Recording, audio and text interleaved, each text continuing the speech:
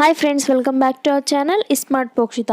ఈరోజు మన రెసిపీ వచ్చేసి పొట్లకాయ టొమాటో కర్రీ. ఈ కర్రీ చూడడానికి సింపుల్గా ఉంటుంది, కానీ తింటే రుచి అద్భుతంగా ఉంటుంది.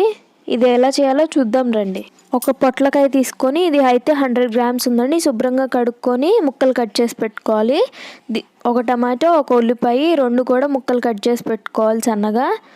ముందుగా పొట్లకాయలోని కొంచెం నీళ్లు పోసుకొని స్టవ్ మీద పెట్టి ఉడికించుకోవాలి. ఇలా సగం ఉడికిన తర్వాత దీంట్లోకి 1/2 టేబుల్ స్పూన్ పసుపు, అలాగే 1/2 టేబుల్ స్పూన్ సాల్ట్ వేసుకొని ఉడికించుకోవాలండి. ఇది పూర్తిగా ఉడికిపోయిన తర్వాత ఒక జాలి గంటిలోకి అయితే వేసుకోవాలి. నీళ్ళన్నీ ఉడికిపోతాయి కదా, నీళ్ళన్నీ ఇప్పుడు ఆరిపోయిన తర్వాత గట్టిగా పిండుకొని ఒక ప్లేట్లోకి పెట్టుకోవాలి. ఇప్పుడు ఒక గిన్నె పెట్టి కొంచెం ఆయిల్ వేసుకోవాలి, 1 టేబుల్ స్పూన్.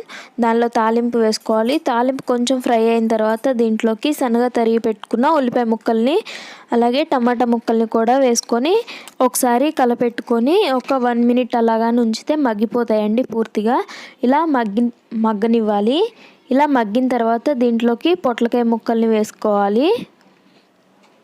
ఇలా పొట్లకాయ ముక్కలన్నిటినీ దీంట్లో వేసుకొని మొత్తం బాగా కలుపుకొని 1 మినిట్ అలాగే వదిలేయాలి.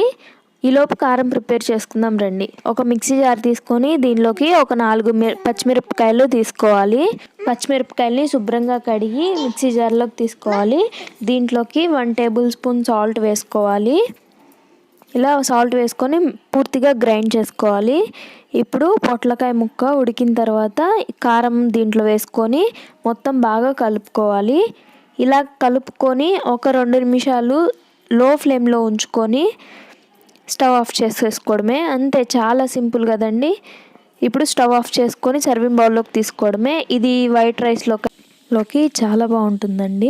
ఈ రెసిపీని బ్యాచిలర్స్ కూడా తరచుగా చేసుకొని తినడానికి బాగా యూజ్ అవుతుంది. ఈ వీడియో నచ్చితే ఒక లైక్ చేయండి, షేర్ చేయండి. అలాగే మీరు కూడా తప్పకుండా ట్రై చేసి ఈ రెసిపీ ఎలా వచ్చిందో కామెంట్ సెక్షన్లో కామెంట్ చేయండి. సబ్స్క్రైబ్ చేసుకోండి. పక్కనే ఉన్న బెల్ ఐకాన్ని క్లిక్ చేయండి.